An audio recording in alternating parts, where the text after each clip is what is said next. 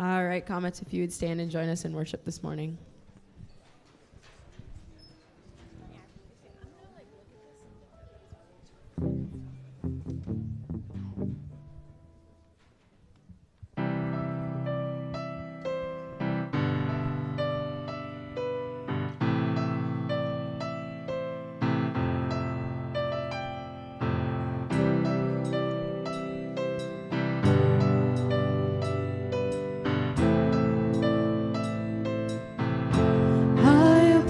The throne of glory, nothing in my hands I bring, but the promise of acceptance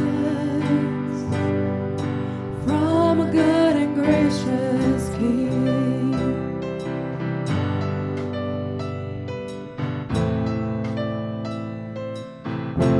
I will give to you my burden,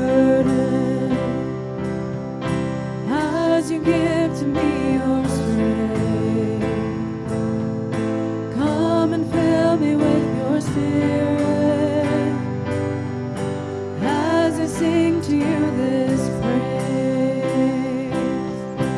You deserve the greater glory.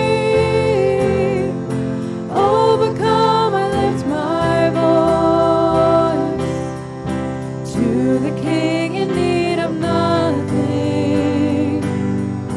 Empty-handed I rejoice.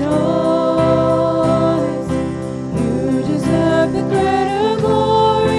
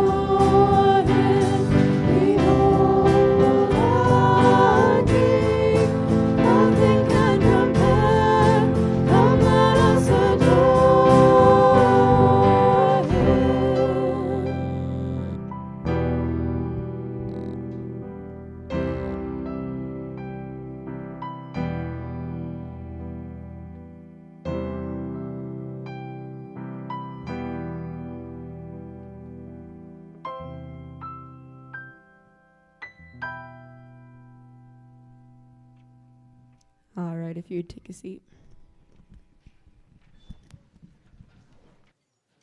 Good morning. How's it going? Awesome. That's great. Welcome. This is kind of a, hey, Jer. This is kind of a different chapel we have going on this morning. You're going to hear a little bit of report from a whole bunch of missionaries and seniors who had some pretty unique and cool experiences in the last couple of weeks. So we're going to start hearing about some service projects that the seniors took part in while others were in the Dominican Republic, some were on a senior trip to Colorado Springs, and some were here serving our community. So if I could please have Mr. Trace Trainer, Mr. Carson Glassbrenner, Mr. Kyle Foss, come on up front. Give him a hand. I did ask, for the record, I did ask if any of the, let's see, I asked a couple gals who stayed behind and did service projects if they wanted to share also. I was denied, so I'm not just doing the whole, he's the guy, he asked the guys thing, so just for, here you go, Trace. Oh, Lauren. There was supposed to be a gal. I'm sorry. Give that to Lauren. Yeah, she's starting off. So, Lauren, can you just tell us a little bit about what the seniors did as a whole giant class on that Monday before we went our separate ways? Yeah, so on Monday before we left for Colorado, we took all the cans that we raised during the month of March at the school. We had 1,338 cans, which was like 1,400 pounds of food, and we loaded it in the back of Mitchell's and Dean's pickup, and we dropped it off at Feeding South Dakota, and they took in our donations. And then after we did that, we worked with Feeding South Dakota, and we did a few projects for them. I did where we packed bags full of food for students in the Rapid City area school district, so they can have some food over the weekends. So we had a big assembly line, and we put random food items in bags, and we passed it down, and we got a ton filled. And then there were some students who filled egg cartons full of eggs, and then some that packaged onions. And it was really cool. We got a lot done, and it was cool seeing how that all worked. And I think they were blessed by all the donations we got to bring in. Yeah, I heard about the egg packaging, and that it was like just how fast could you put eggs in a carton. Did any of you guys do egg cartons? Give that to Foster. Oh, there you go. Tell me about the egg packaging. I'm curious of how that looked. Like, was it just like a giant thing of eggs, or were they already in? What was that? Well, I did it actually later on my own while everyone else was on the senior trip. So you went back to Feeding South Dakota? Yes, I went back to Feeding South Dakota for the next few days to help out there wherever they needed, just be a floater. And they had me doing eggs at one point. So it was, you just get a giant carton of, they have like, I think it was like 5x5 large carton of eggs, and they're just these smaller eggs that they can't actually sell that were donated to them. So what ended up happening was they just gave you another pallet full of cartons. You just set those down, take them out of the holders, put them in the carton, put it in a little Appleton, and stack them up that way. So seeing the amount of food that was coming through that place those couple of days, what kind of impact did that have on your like awareness of the food crisis that is in the Rapid City area? There was a lot of food there, and a lot of it was getting thrown away. A lot of the cans, some of them had dents, so we one day sorted some of those out, trying to see which ones were too spoiled, which ones had dents on the seams, messing up the canning, and tossed those out, sorted those out. So that's awesome. Thanks. And then Trace, you and Carson, where'd you guys go? We went to Love Inc. For the 3 days, but we first started in Feeding South Dakota too, and we did the onions there. We bagged them up and threw them in. Did you cry? No, but they smelled really bad. You got teary-eyed? It smelled It was bad. It was bad. Yeah, it was bad. So what'd you guys do at Love Inc.? We would load up a bunch of furniture and stuff in a big old truck. I learned how to operate the elevator on the truck, lifter on the truck, really cool. And then I learned how to shut the door and stuff. And we would load it up, and then we would take it to other houses that like they needed furniture or they needed something like a table or something like that, and then we'd unload them and give it to them. Or we would pick up stuff from other people's houses, and then we'd bring them back to Love Inc. Where they would like fix it up or take it apart and make a better version of it or something to give to people. Trace, when you're looking at the needs that we have in the community, because you guys got a picture of food needs on some days, and then you saw the needs for people just to have basic house furnishings. Our mission is to be the light in the world, right? So like, how did that impact you during the week? I guess it was pretty cool. We saw a need. Our first person that we went to, her name was Connie, and she at Love Inc. Like you can work for your furniture on like Thursday afternoons or something. So she had worked for her furniture, and that was our first delivery. And so we went to her house, and like you could tell she had 2 grandkids at her house, I think, and they needed a bed, and she needed a bed for herself too. And there was no furniture in the house really. They had like a couple stools and stuff. So it's pretty neat that we were able to give to her, and that she obviously had a need for it. And then like the way we kind of gave back, Caden, he prayed with every group of person. Like if we went to her house, he would pray for them, like over the house and over the furniture. So that was kind of like what we did, I guess, if that answers your question. Oh, it's awesome. It's just being a light. And, our theme this year is we want to see Jesus, but we also want other people to see Jesus. And those are some really practical ways. And so some of our seniors did that. Thanks, you guys. Appreciate it. The other senior, give them a hand. A bunch of other seniors had a chance to go spend some time in Colorado with myself and my beautiful wife, Miss Carly. She was there too. But if I could have Jackson and Olivia, Holiday, and Carson Olson, if you guys wanted to come up real quick. I'm going to just kind of, Olivia, all right. Here, you want to start, Olivia? Okay. Here, let's stand up here with me so I'm not like turned back to you guys. I just kind of want you guys to share, each of you, maybe something that you took away from the trip. Kind of, it could be a fun thing, but also every night on the trip we had devotions with Mr. Matt Price, which a lot of you know, he used to teach Bible here, and JP's dad came and gave us like a message every night. And so if you could just maybe just kind of tell us what you took away from the trip, some highlights and some things you're going to take away with you on your next step in your journey. He talked about after we leave high school, we will no longer be in like our high school bubble, and really focusing on filling our lives with influential people that will help us like make our faith stronger, and finding local churches to keep growing in our faith, since we will no longer have our parents to like guide us in that way. Yeah, that was really impactful when he talked about, finding a local church, finding that community, because this is our community and our youth groups are our community, but when you go to Fargo or you go to Shadron or wherever you're going to go, finding that next community is really, really important. So that's awesome. Holiday, what about you?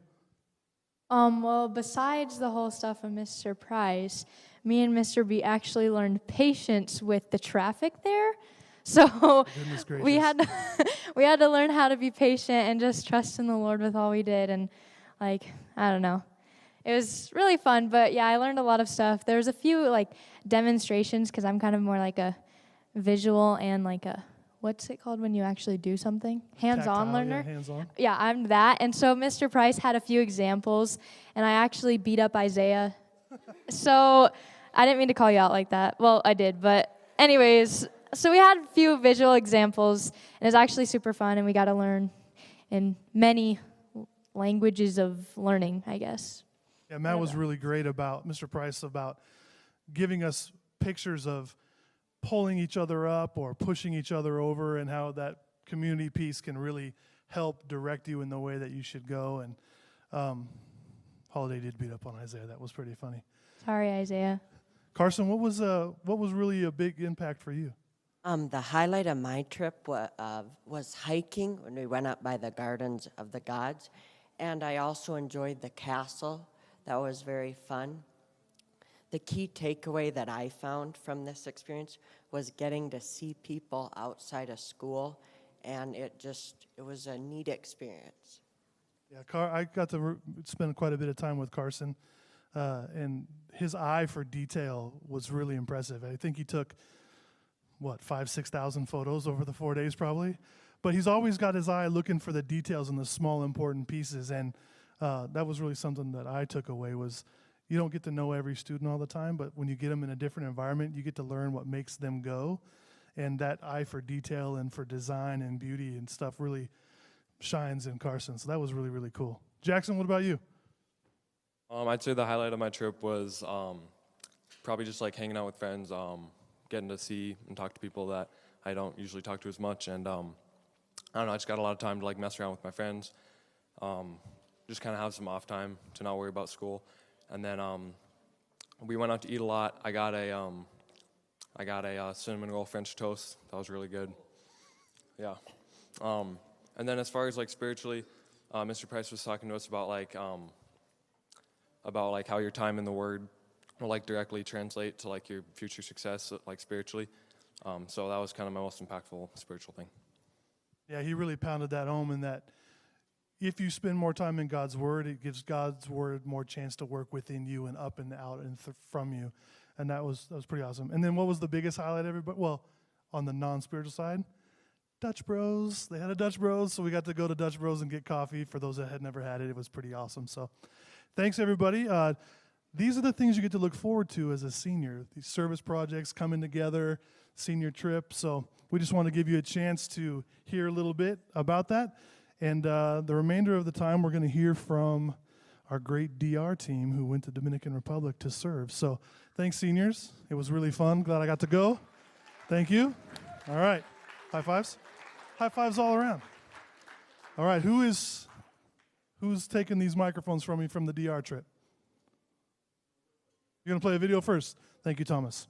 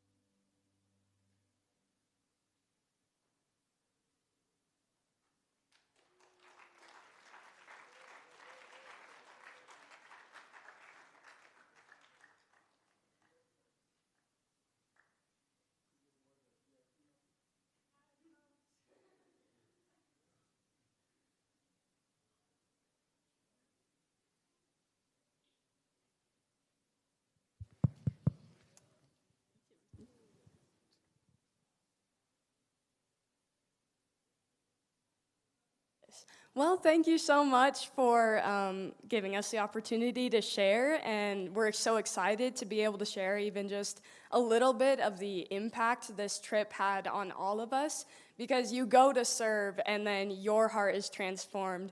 And so I hope that this inspires you and encourages you through our stories. But this whole trip was just incredible. I mean, we were there for like 7 days, and yet the joy we felt in serving others and how God was able to use us and use other people.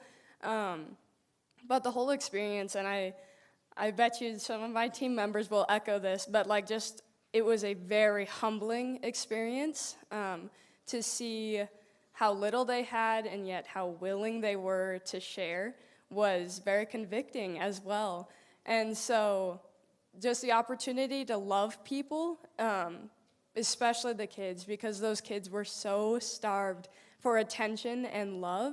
And so being able to give them that attention and just play games with them, and they feel the love of Jesus, even though we couldn't share an entire gospel message in Spanish with them, we were able to show Jesus through our actions. And so it was just incredible to see him at work and the opportunity to be used by him. All right, so one of the big takeaways for me as far as like the whole trip is just, I mean, really a few things. I think it's the little things that hit us the most, and I think that kind of is reflected with the whole mission team. It's just the little things. And to go off of that is as far as like the kids and everybody sharing, and just with how little they have, but how selfless they are, how quick they are to help. It's like, I don't really care what situation I am, but I'm going to help, people on the mission trip or people there as best as I can. And that mentality, that attitude is something that really kind of shook me to the core a little bit. And I'll tell a little story. So at our first church plant, you might have saw a few photos. It was the one that was more built, the more cement one. And I was giving people piggyback rides, or at least the kids piggyback rides. Well, all of us really were. Got quite tired, but that's kind of a different point. But anyway, so I had this kid on my back, and he started pointing off kind of away from the church towards this collection of houses. He's like, mi casa, mi casa. So he wanted me to go to his house, and at first I was a little reluctant. I'm like, okay, just going to go to some random kid's house. Never been there before. They're probably going to be like, who's this kid? I decided to go anyways, just for the sake of adventure. And I pull up to the house, and it's literally felt like I was welcomed home. Like, they got out a chair for me, like at least a few of the kids' siblings came outside. One of them had food, and they just had me sit down. They put my feet up on like this little rest, and I was just sitting there talking to them in kind of subpar Spanish, but at least they could understand me for the most part. But just the whole experience, just being so willing to help out me or just, put me at ease. Like, they'd never met me before, some strange kid. I obviously don't fit in because if you saw, almost all the kids are black, I'm white, very much different. So, but just the feeling of it in general, it's just, the hospitality is something amazing. And then again, just the little things, even though we couldn't really communicate to them just a little that we could tell that it just made their day. And I remember on that last day, just telling the kids, like, Christ loves you, and being able to step away and seeing the kids cry, it just brought me to tears a little bit, but it also just shows how good God is and the way he works, and it's just truly amazing. So I should probably stop talking, give other people some time. Okay, so there was a lot of takeaways from this trip, and there were so many amazing lessons, but the thing that stuck out to me the most was the heart of contentment that everybody had there that was so genuine. And I feel like this really stuck out to me so much was because you look at them and you think they have so much less than we do in terms of materials, like they don't have fancy clothes and big nice houses and fill in the blank or whatever. And you look at our lives here in America, and materialistically we have so much more than them. And it was just really a big reminder to all of us that our joy comes from the Lord and not all of the material things, and it was just a great reminder for all of us. And my encouragement to you guys is if you have a chance to go on trips like this, then go, because the experience was so eye-opening and it was so humbling, And it was just so encouraging to see how God worked in all of us through this trip. Similar to what Ellie said, there's so many takeaways from this trip, but the thing that really hit me was how we were such a blessing to the people. The picture of me working on your little bulletin, so the people brought in the church, they're all volunteers, and, well, I helped them out, and just to be able to be such a blessing to them was really impactful. And I was helping this older fella mix concrete, and he was kind of getting behind, and me and him got working, and by the end of the day, we were ahead of everybody, and just the blessing that we could be to those people. And also, after most of the mission trip was done, all the pastors from the different churches, they came together, and they just were so thankful. I mean, you know, we did a work, but I was like, how impactful is this? But they were so thankful for that, and just to be a blessing to those people, and the joy that they all have, like the little kids, they have so little compared to us, and they're just so full of joy, overflows. Every single person, the whole trip, I was constantly just smiling with a stupid grin on my face, and yeah, and just how thankful they are, even though they have a rough life over there. I mean, I was talking to a guy he was an immigrant from Haiti, and he has 6 sisters over there, 6 siblings over there, and he wants to see them, and he's heartbroken that he can't see them, yet he's still so happy and joyful, and you really see Christ in them. You see Christ, and it's just such a blessing to see.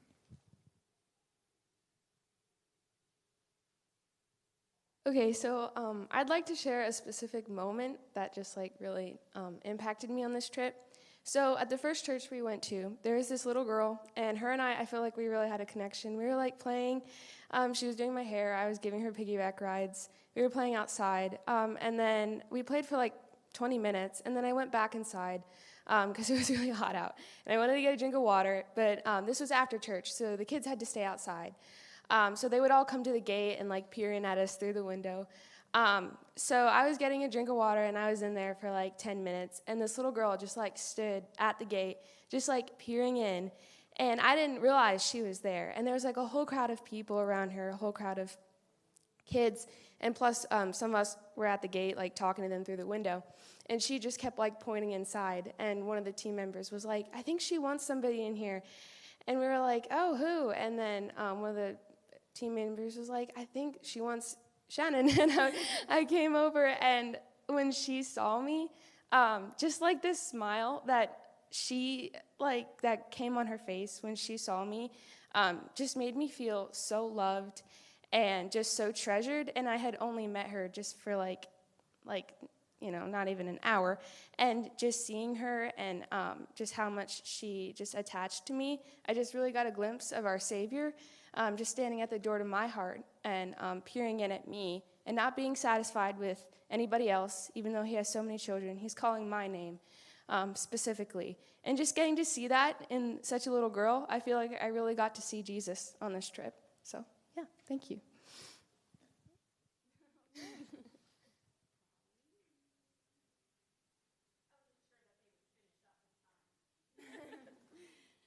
So Mr. Duncan, I think he's in here, yep. Also, we went on this trip together, taking these 6 students, and it was an absolute pleasure. This is one of my favorite things to do. I grew up, my parents supported us going on mission trips, and that was before cell phones, okay, by the way. So once they sent us off, they didn't hear from us and had no idea. So that was a different world then.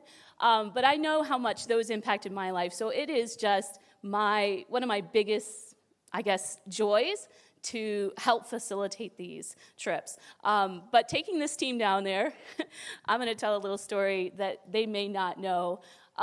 We every year, some of you who have me for class, you know, I'm a type A, right? I have a plan, we're going to execute the plan, and if that plan doesn't work, there's plan B, C, D, and E, okay? But what we're not going to do is we're not going to sit it around and do nothing, because that bothers me. But every time I get sort of okay, I know how this works, I got the plan, God likes to shake me up a little and say, it's not your plan, it's my plan. And for me, this happened on this trip. I thought, okay, I've been to the Dominican before, I know how this rolls, we're going to be fine. We got to Newark Airport, and we are getting ready to board our flight for Santo Domingo, and I get a phone call, and all these faces are looking at me, and I'm on the phone, and I'm thinking, don't scream, because our trip leaders, who are supposed to be meeting us in Santo Domingo, were saying, we're stuck in Charlotte. We can't get to the Dominican until Sunday night.